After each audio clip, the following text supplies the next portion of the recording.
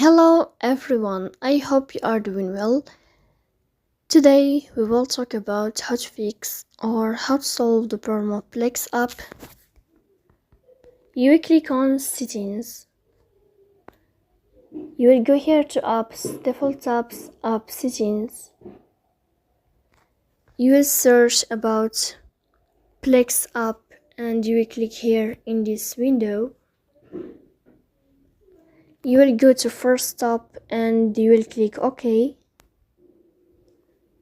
You will enter to storage. You will click on clear cache.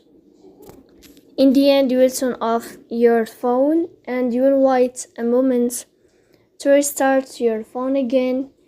If it's not working with you, then you will go to Play Store. You will search about the application of Plex.